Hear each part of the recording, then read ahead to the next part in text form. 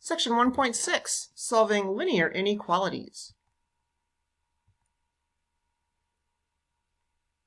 So a linear inequality is really the same as a linear equation, except that instead of an equal sign, it's going to use a less than, greater than, less than or equal to, or greater than or equal to. And in the same way that a solution for an equation was the one value that would make that equation true, this is going to be all of the numbers that when substituted in for the variable are going to make the inequality true. So instead of just being one number, there's going to be a whole range of numbers. A reminder on how to graph simple inequalities. So if we have x is greater than -3, the first thing I want to make sure you do is we're graphing at -3, but then I'd like you to put a couple other reference numbers on, so we'll make sure we know which way the number line is going. And then if you recall, because it's strictly greater than, it's going to be an open circle. And then which numbers are greater than -3? Well, those are going to be the numbers that go to the right, so we're going to have an arrow to the right. If we have 0 is greater than or equal to x, again, my number line with the reference numbers, it's greater than or equal to, so it's going to be a closed circle now because it's going to include the value of 0. But now to make this a little more assured that you're going to graph this correctly, try to read it from the perspective of the x. So this actually says x is less than or equal to 0. So it would actually go to the left. You can't always use the visual clue of the inequality as to which direction the inequality is going. Compound inequalities. This simply means that instead of having one inequality, you're going to be dealing with two. So if you notice we have two inequality signs. This is basically saying that x is between -2 and 3, since -2 is smaller and on the left and +3 is on the right. Again, we need those two numbers that we're graphing on and then a reference number in between. So it's x is greater than or equal to 0, so it's going to be a closed circle. And again, it's greater than, so it's going to go to the right. But then it also says that x has to, at the same time, be less than 3. So it's going to be an open circle at 3. So this only is the values between -2 and +3. Another inequality could be two inequalities with the word or. So this is stating that x has to be less than -1, or it can be greater than or equal to 2. The first one said that at the same time it has to be greater than 2 and at the same time less than 3. Again, my number line. And it's less than or equal to 1, so it's going to be an open circle. And less than is going to the left. And then greater than or equal to 2 is going to be a closed circle because it's including 2. And those values are going to go to the right.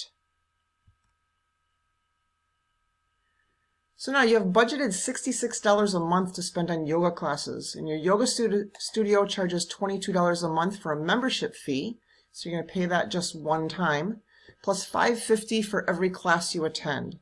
Write an inequality describing the possible number of classes you can attend each month. So our membership fee plus our fee per class must be less than or equal to our budget, right? We can't spend more than our budget. So our membership fee is $22, plus the fee per class is $5.50, so $5.50 times the number of classes we're going to take has to be less than 66. You're going to solve this the same way you would solve an equation. So subtracting 22 and dividing by $5.50, you should end up with c is less than or equal to 8. So to answer the question, I would say that I can take 8 or fewer classes in the month. We're going to solve and graph an inequality. Again, just some practice solving and graphing an inequality. I want to remind you of a key rule with solving and graphing inequalities. So I'm going to do this two different ways. So the first way, I'm going to bring the variable all to the left because that's just typically how I would solve it. Subtracting 6x from both sides, you're going to get -2x plus 3 is less than or equal to -5. Then your next step would be to subtract 3 from both sides. So -2x is less than or equal to 8. And then dividing by -2. And that rule, remember, whenever you multiply or divide by a negative number with inequalities, you're going to flip the inequality. So x is greater than 4. So let's say we didn't want to have to remember that whole rule about flipping the inequality. So let's instead bring the 4x over to the other side. We're going to keep the x positive. We do this, we're going to get 3 is less than or equal to 2x minus 5. Bringing the 5 over, adding 5 to both sides, we get 8 is less than 2x. And dividing by 2, we're going to get 4 is less than or equal to x. But again, if you read this from the perspective of the x is greater than or equal to 4. So we actually do have this right answer. And you can check this. Let's pick a number greater than 4. If we were to pick 10, 4 times 10 is 40, plus 3 is 43, so we get 43 on the left. And 6 times 10 is 60, minus 5 is 55. So 43 is indeed less than 55. So our solution works. When we have a compound inequality, basically we're going to solve one inequality at a time. So I'm solving the first inequality, adding 1 to both sides, and then dividing by 2. So I'm going to get that x is less than or equal to negative 3, or don't forget to go back up and solve the other inequality, adding 3 to both sides. Subtracting 3 from both sides. I get 4x is greater than or equal to 4.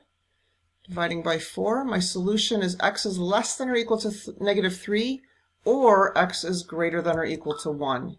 And then graphing this, I have a closed circle. X is less than, so it's going to the left, or another closed circle, and it's greater than, so it's going to the right.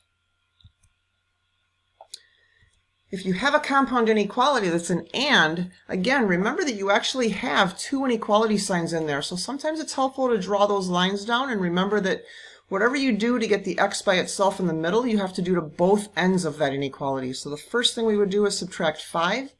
We need to subtract it from all three sections of this inequality. So then we end up with negative 6 is less than 3x is less than or equal to 3. Now we're going to divide all three parts by the 3. We're dividing by a positive number, so we don't have to flip any inequalities. We get negative 2 is less than x is less than or equal to 1. Again, this is just saying graphically that x is between negative 2 and positive 1. So to graph that again, we're going to have an open circle at negative 2 and a closed circle at positive 1, and x is going to fall between there.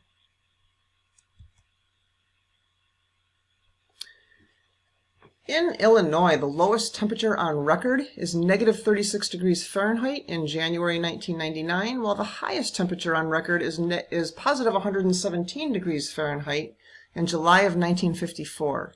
Write the range of temperatures as an inequality. So first, T is our temperature, so we're going to start with that. And then T has to be greater than or equal to that lowest temperature, so that's what I've written. T is greater than, if we read it from the T first. And then at the same time, T has to be less than or equal to 117 degrees. So that's our inequality.